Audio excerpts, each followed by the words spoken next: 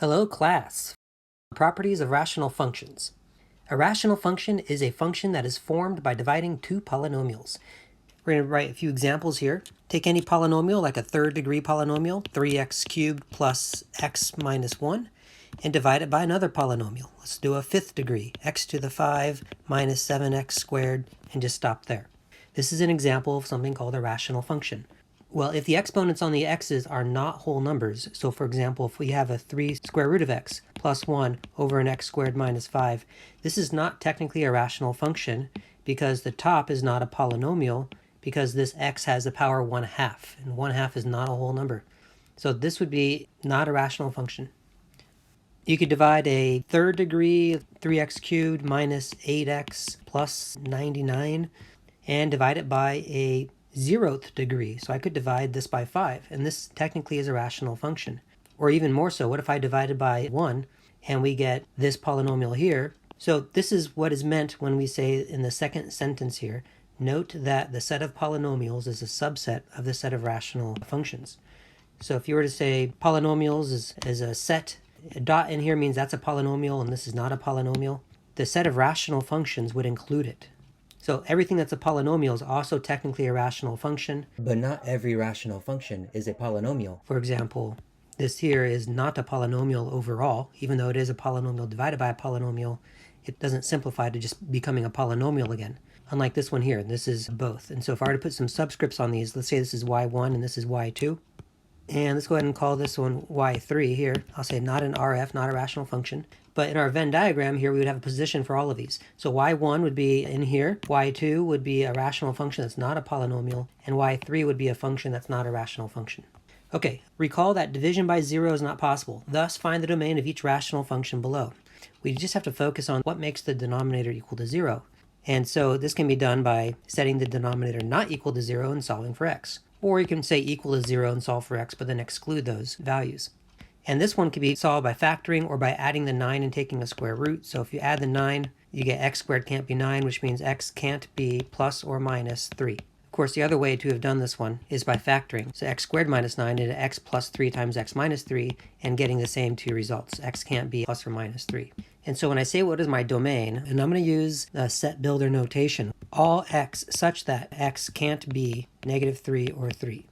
Or another way to say this is that x can be, x is an element of, and then you have to do a bunch of intervals. Negative infinity to negative 3, union negative 3 to 3, union 3 to infinity. Obviously, this is kind of a tedious way to say it, and this one is easier to say, and even easier, you just write x can't equal plus or minus 3, and that's good enough for our domain of the first one.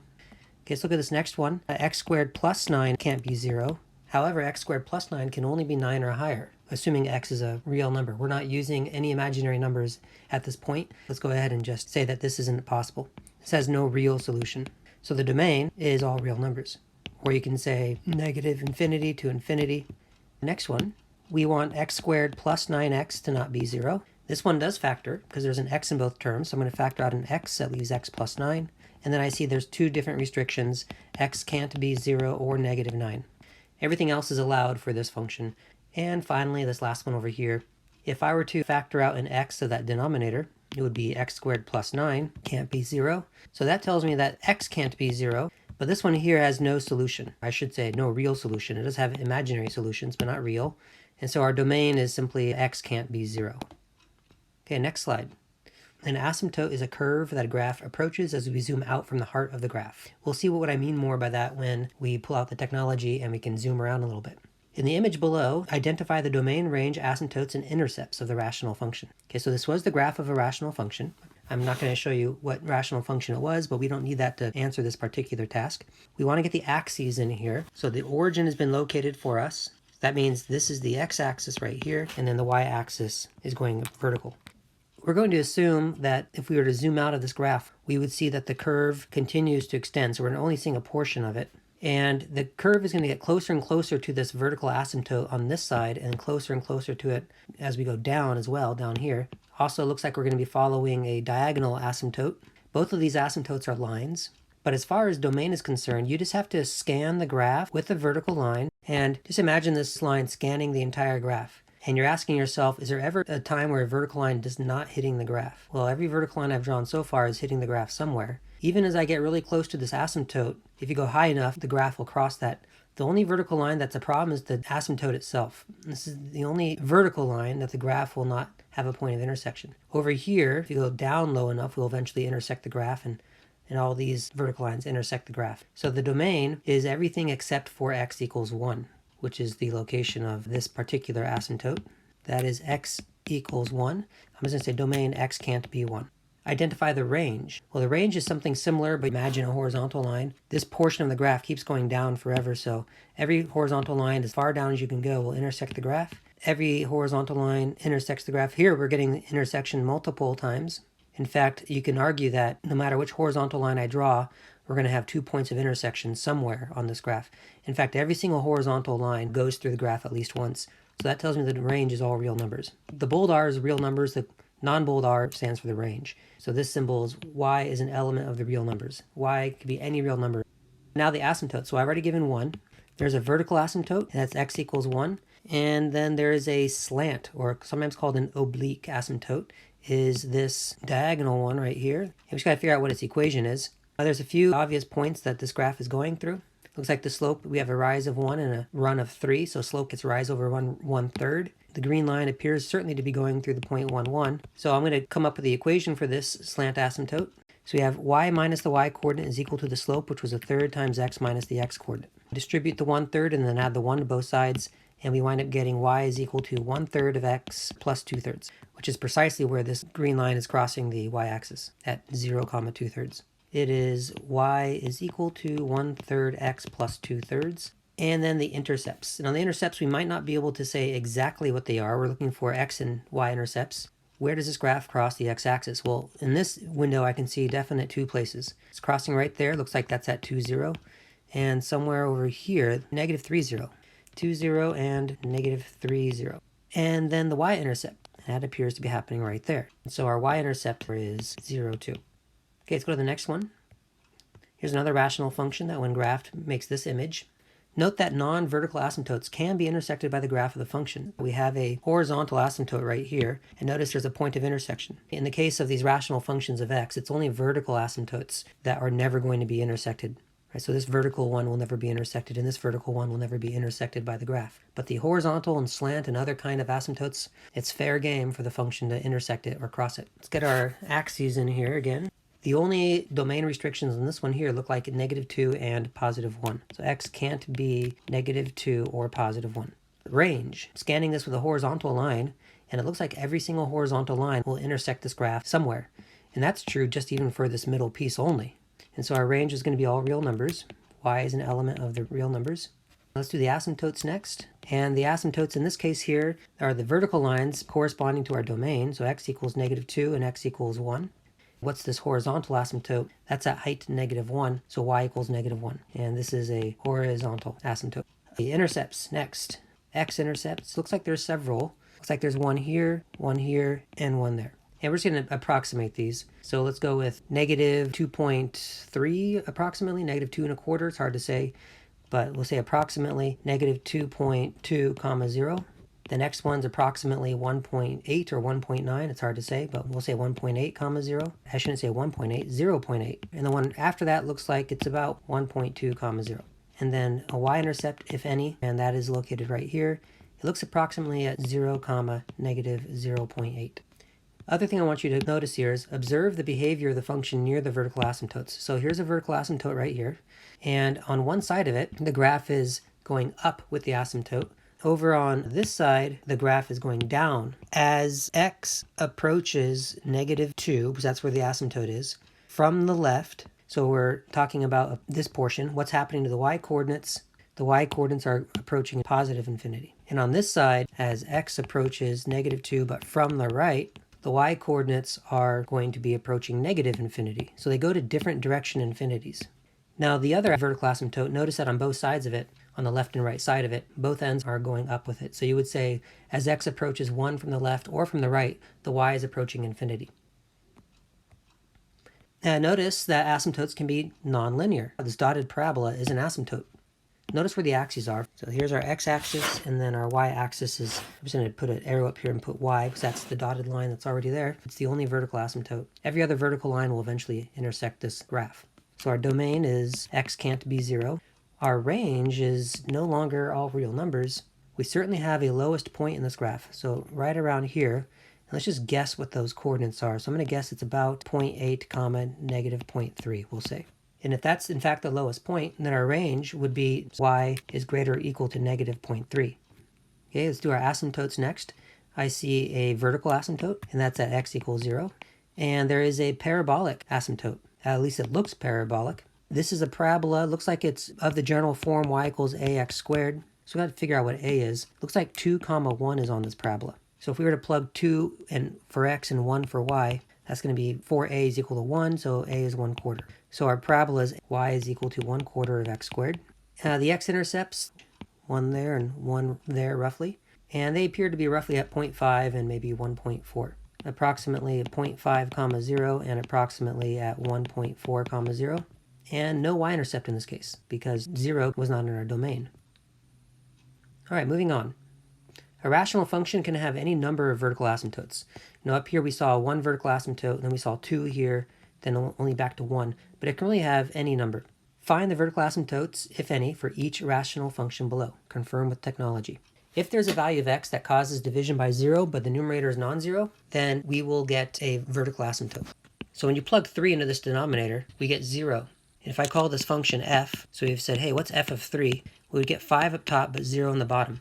And as far as rational functions are concerned, every time you get non-zero over 0, this is always an indication that we have a vertical asymptote at this location at 3. It's the only value of x that when you plug it in, you get non-zero over 0. And we're going to confirm with technology. I have Desmos already open and this function already typed in.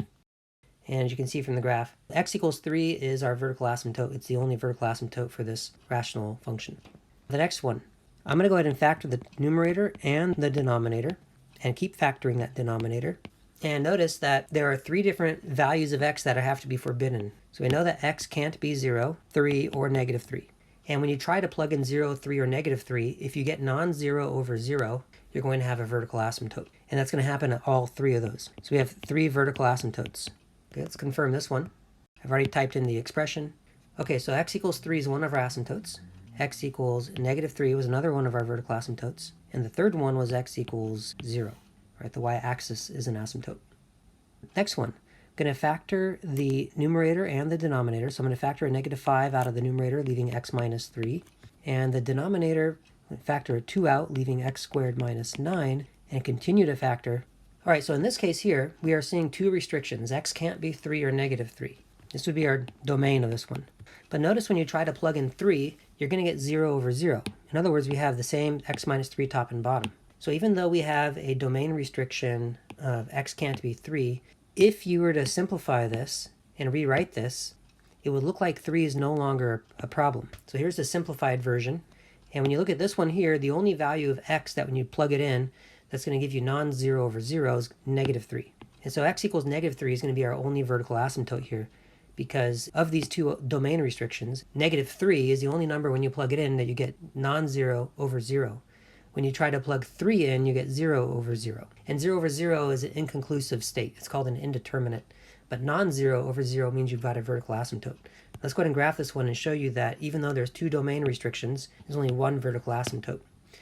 And that 1 vertical asymptote is at x equals negative 3. So only 1 vertical asymptote, but there is a second domain restriction. If you look on this graph here and try to highlight the point where x would be 3, notice it says 3, undefined. There's actually a missing point in this graph. We'll talk more about how to find these missing points, but they're going to be related to when you have the cancellation of the factors like we saw. So there are 2 different x coordinates where this graph has no y coordinate, but only one of them is considered to be a vertical asymptote. And finally, this last one, if I factor the numerator and denominator, and as far as the real numbers are concerned, this denominator is prime. Now that will factor if I use I, but we don't want to deal with the imaginary numbers when it comes to graphing. There's no domain restriction. The domain is all real numbers, and there's going to be no vertical asymptotes in this one here. Let's confirm that. And here's what this graph looks like. It's like almost like a horizontal line with a little bit of a hill here, but no vertical asymptotes here. All right, next slide. Analyze each function below and determine what value the y-coordinate approaches as the x-coordinate approaches plus or minus infinity. Okay, so in this case here, and you have to ask yourself, what happens to this overall fraction as x goes to positive infinity? So when you have like 3 times a billion, you have 3 billion minus 9, it's really close to 3 billion. And 5 divided by 3 billion is very small. As x gets even larger, a trillion, quadrillion, etc., what we have here is a fraction that's tending towards 0. I'll use these little arrows. This is approaching infinity. We're assuming x approaches infinity too. Later we'll consider what happens when x approaches negative infinity. And therefore the overall expression is approaching 5 over infinity, which is effectively like approaching 0. Now what happens if x is going to negative infinity? Well, if this x here, if you replace it with like negative 1,000, the negative 1,000,000, the negative 1,000,000,000, then we're going to get a very large negative number down here. But 5 over a very large negative number is also very close to 0. But it's a negative number getting closer to 0. Let me move all this out of the way. As x approaches infinity, the y-coordinates approach 5 over infinity, which is like approaching 0.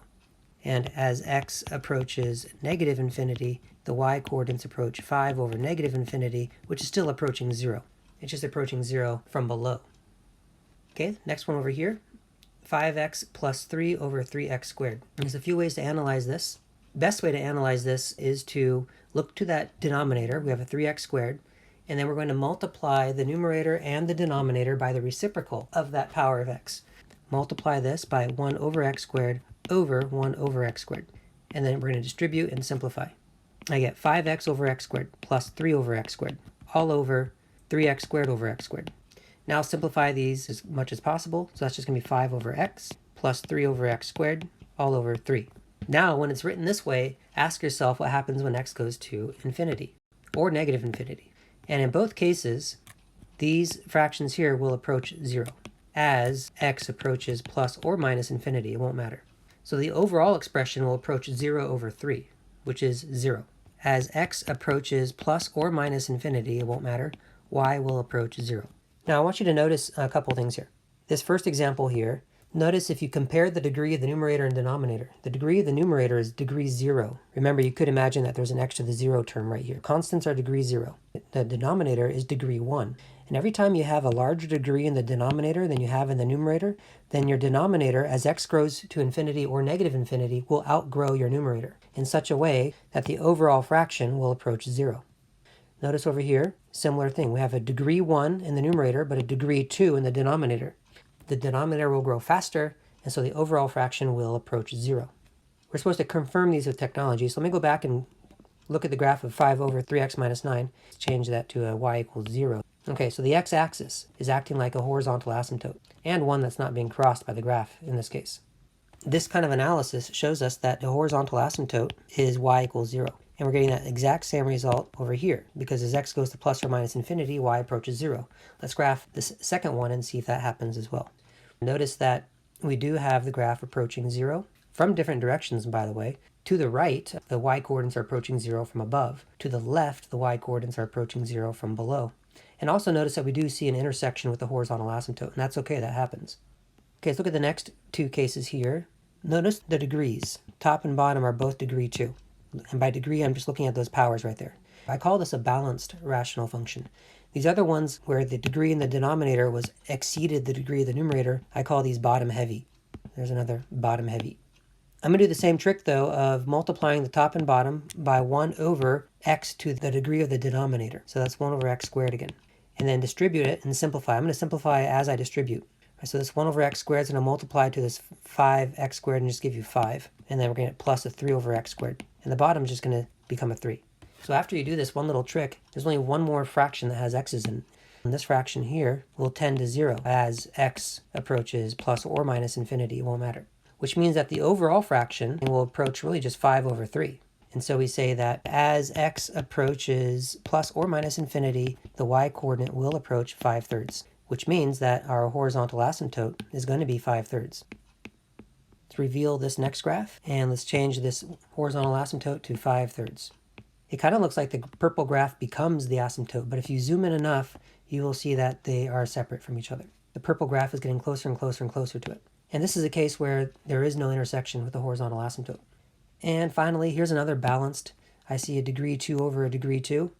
and then look to the degree of the denominator, which is x squared, so 1 over x squared over 1 over x squared. Distribute the 1 over x squares and simplify, so we get 5 over x squared minus a 1 all over a 3 plus a 1 over x. And there's two parts of this fraction that will approach 0 as x approaches plus or minus infinity. So to summarize, as x approaches plus or minus infinity, so what's all that's left here is negative 1 over 3, negative 1/3. Y approaches negative 1/3. So that means we have a horizontal asymptote at y equals negative 1/3. Have it already graphed over here in Desmos. And let's change this asymptote to negative 1/3. And we found our horizontal asymptote for this case. Now we're only going to find horizontal asymptotes for bottom-heavy or balanced rational functions. For each function below, perform long division to analyze the behavior of the function as the x-coordinate approaches plus or minus infinity. Confirm with technology. Okay, so what's different about these ones here is that these are now the degree of the numerator, degree 3 over a degree 2. I call this one a top-heavy. What you want to do in a case like this, where you have a top-heavy rational function, is do long division. So I'm going to take our divisor, x squared minus 1, and divide it into our numerator, 3x cubed plus 2x squared. So what times x squared equals 3x cubed? The answer is 3x. Then I'm going to distribute this 3x to both those terms there and put the result underneath. So we get 3x cubed minus 3x. And then we subtract this quantity. The 3x cubes are going to cancel. These are dissimilar, so they come down as separate pieces. And I'll put the x squared term first. So 2x squared is unaffected, but then we have a plus of 3x. Then we repeat. What times x squared will equal 2x squared? And the answer is 2. So I put a positive 2 here and distribute that 2. We get 2x squared minus 2. Subtract this away. 2x squares cancel. We get a 3x plus 2. I stop when the degree of the remainder, which is degree 1, is less than the degree of the divisor, which is degree 2. So that tells me that the original can be expressed as quotient, which is 3x plus 2, plus the remainder, which was also 3x plus 2, strangely enough, over the original divisor. This is one way to decompose this top-heavy rational function. Now, the reason why this is advantageous is because I stopped when the remainder was a smaller degree than the divisor, this whole fraction tends to 0. All bottom-heavy rational expressions tend to 0 as x goes to infinity, or negative infinity, which means we get a slant asymptote. Your asymptote is the quotient. And because your quotient is 3x plus 2, that's y equals mx plus b form. That means it's a diagonal line. Let's confirm this with technology. I'm going to graph the original, and I'm going to graph this line and see if this in fact appears to be the correct asymptote for this function. So here's the next one here.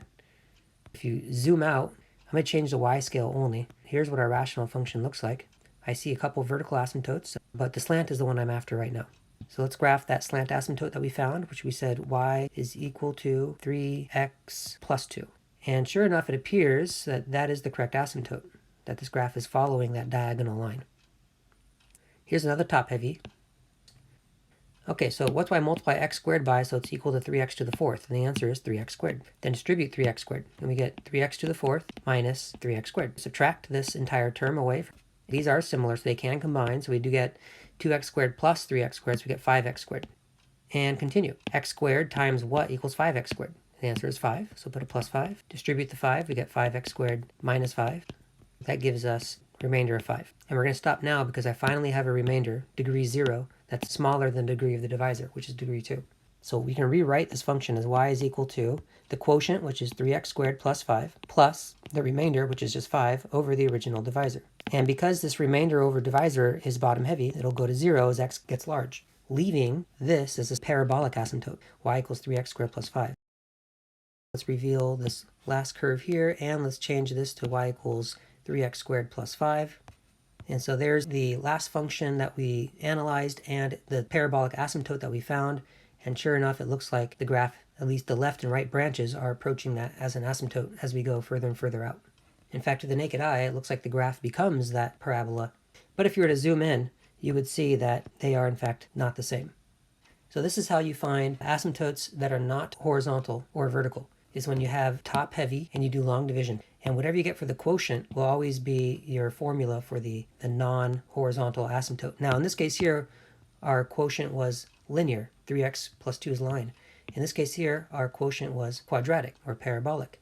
Now the hint for knowing whether or not you're going to have a diagonal line as an asymptote or some other curve is by comparing the degrees.